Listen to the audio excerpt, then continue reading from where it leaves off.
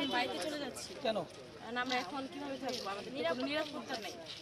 কারণ কালকে গত রাতে হচ্ছে আমাদের হোস্টেলে ওরা গত রাত্রে আমাদের হোস্টেলে যে পরিমাণ ভাঙচুর করছে, আমরা এখন থাকতে পারবো না। তো আমাদের থাকার মতো মানে সাহস নেই। করছি না, অনেক আতঙ্কে আছি। আমরা নিরাপত্তা একদমই ফিল করছি না, আমরা অনেক ভয় পাচ্ছি। যেহেতু অথরিটিও এখানে শক্ত ছিল না, প্রশাসনও ছিল না, আমরা এখানে নিরাপত্তা নেই, আমরা চলে যাচ্ছি জন্য বাসা।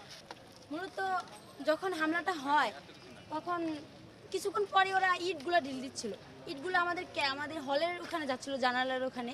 তা আমরা ভয় পাচ্ছিলাম, কারণ ইটগুলো তো গেলে আমাদের অনেক ক্ষতি হতে পারতো। তার মধ্যে ওরা আগুন, কিছুক্ষণ পরে ওরা আগুন ঢিল দিচ্ছিল। তো আগুন এগুলো দেখে আমরা অবস্থ না, কখনো দেখিনি এতদিনে। তারা সবাই খুব আতঙ্কে ছিল, আমাদের নিয়ে খুব চিন্তিত ছিল, কিন্তু আমরাও তখন বের হতে পারতাম না, আমাদের নিচে গেট তালা লাগানো ছিল।